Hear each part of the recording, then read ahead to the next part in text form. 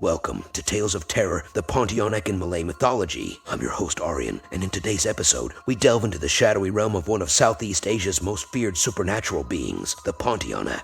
For those unacquainted, the Pontianak is not just a mere ghost story, but a rich and complex figure woven deeply into the cultural fabric of Malay and Indonesian societies. This entity is said to be the spirit of a woman who tragically died during childbirth. Her story is one of sorrow, rage, and unquenchable vengeance. Across the Malay archipelago, tales of the Pontianak have been whispered for generations, serving as cautionary tales that intertwine with cultural values and societal norms. But what is it about the Pontianak that captures the imagination and terror of so many? Is she merely a spectral figure meant to instill fear, or does she represent something deeper within the human psyche? In our journey today, we will explore her origins, her characteristics, and the indelible mark she has left on folklore, media, and the collective consciousness of a region.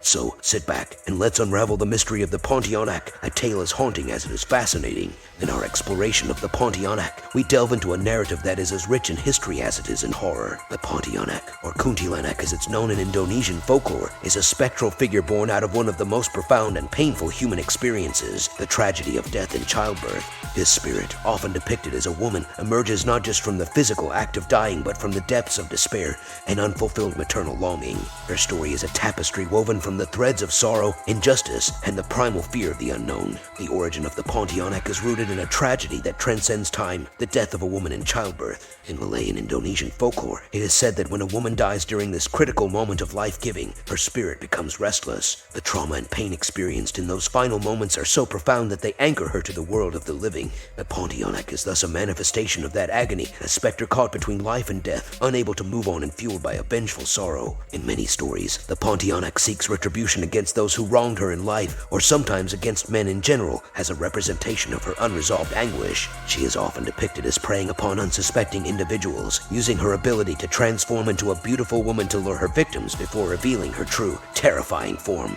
The lore suggests that her vengeful acts serve as a chilling reminder of the unresolved grievances of the deceased. The legend of the Pontianak varies across the Malay archipelago, each region adding its own nuances to the myth. In some areas, the Pontianak is said to reside in banana trees, a symbol of fertility and life, which becomes a haunting irony in her tale. In others, she is associated with specific locations known for their spiritual or supernatural activity. These regional variations not only add layers to the legend, but also reflect the local cultures and beliefs, showcasing how folklore adapts to its environment. The methods of warding off a Pontianak also differ. In some traditions, sharp objects like nails are believed to dispel her, driven into the hole at the back of her neck, transforming her back into a beautiful woman. This act, symbolic in its nature, represents the attempt to restore balance and order, pinning the spirit to a state of calm and preventing her from causing harm. In Indonesia, the Pontianak is known as Kuntilanak, and while the core elements of the legend remain similar, there are distinct differences. The Indonesian Kuntilanak is also linked to the spirit of a woman who died in childbirth, but her appearance and behavior have unique aspects. For instance, the Kuntilanak is sometimes said to appear before a child is born, serving as an ominous portent.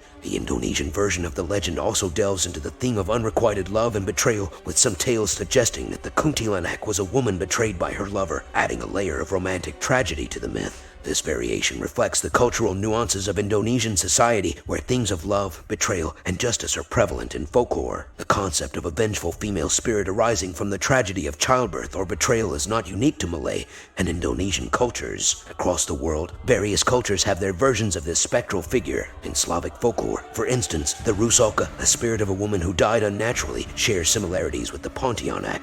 In the Philippines, the Manananggal, a creature that can sever its upper torso to hunt for prey, has parallels with the Pontianak's ability to transform and deceive. These similarities across different cultures suggest a universal theme in human folklore, the manifestation of grief, injustice, and the fear of the unknown into tangible, often terrifying forms. The Pontianak, with her harrowing origin and chilling presence, is a testament to the power of folklore to express the deepest human emotions and fears, transcending geographical and cultural boundaries to tap into something primal and universally understood.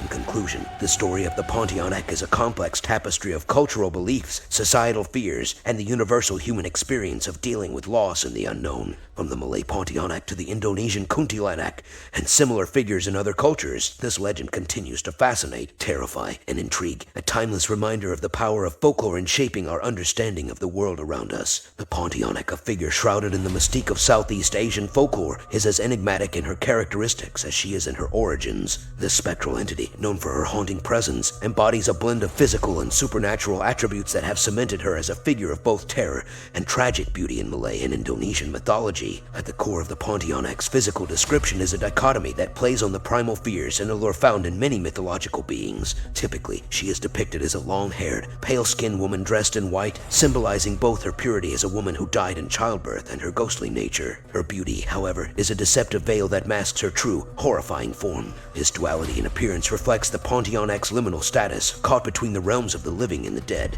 In her supernatural form, the Pontianak is often described with red eyes, sharp fangs, and long, claw-like nails. This transformation from a beautiful woman into a terrifying entity is central to her legend, serving as a metaphor for the sudden shift from alluring to menacing, from life to death, from the known to the unknown. This duality is not just a physical transformation, but also a manifestation of the inner turmoil and rage that fuels her spirit. The Pontianak is endowed with supernatural abilities that make her a formidable entity in folklore. She is often said to possess superhuman strength and the ability to appear and disappear at will, often accompanied by a sudden gust of wind or an unexplained drop in temperature. Her presence is sometimes marked by the sweet, heavy scent of frangipani, a flower associated with graveyards and death in many Southeast Asian cultures. This olfactory signature serves as a chilling prelude to her appearance. One of the most captivating aspects of the Pontianak legend is her ability to transform. Initially appearing as a stunningly beautiful woman, she uses this guise to lure unsuspecting victims, particularly men whom she seeks to punish or exact revenge upon.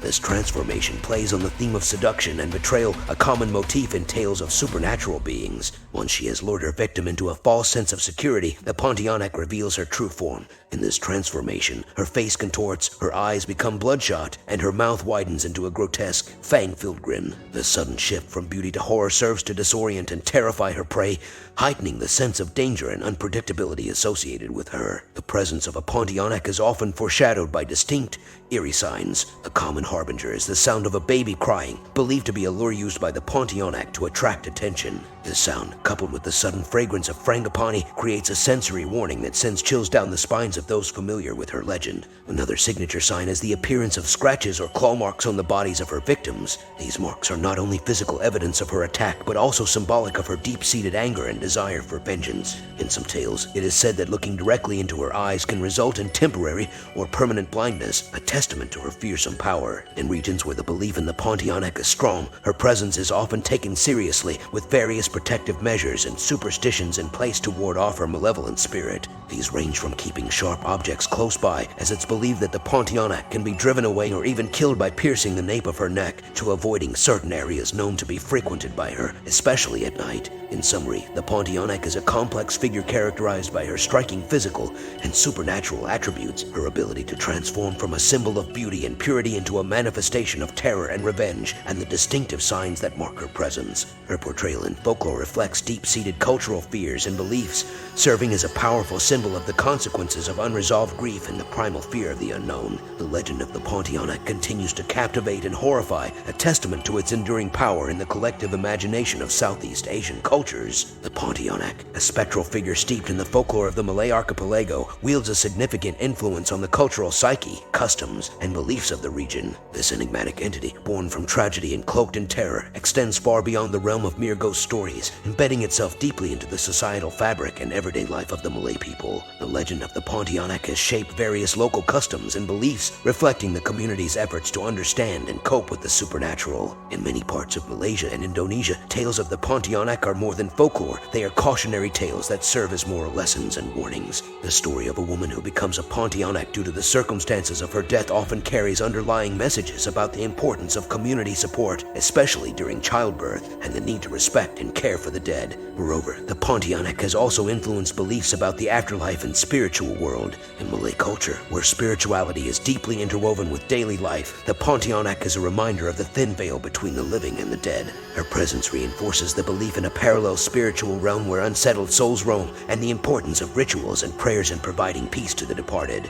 The fear of the Pontianak has given rise to various protective measures and superstitions. These practices are not just remnants of an ancient past, but continue to be observed in some areas. One common belief is that the Pontianak is repelled by sharp objects, objects, particularly nails. In some communities, it is customary to place sharp objects like nails or screws in the vicinity of a woman in labor, as it's believed that the sound of childbirth can attract the Pontianak. Additionally, there are specific rituals and prayers performed to protect against the Pontianak. These rituals often involve local shamans or spiritual leaders and include offerings, incantations, and the use of sacred objects. The pervasive fear of the Pontianak also influences certain behavioral norms, such as avoiding going out alone at night, especially in areas known to be frequented by the Pontianak. In contemporary Malay society, the Pontianak continues to play a significant role, albeit in evolving forms. While urbanization and modernization have led to a decline in traditional beliefs in some areas, the Pontianak remains a potent symbol in cultural expressions and media. She appears in films, literature, and television shows, often reimagined to reflect modern themes and concerns. These portrayals serve not only as entertainment but also as a means of exploring and reinterpreting traditional beliefs in a contemporary context.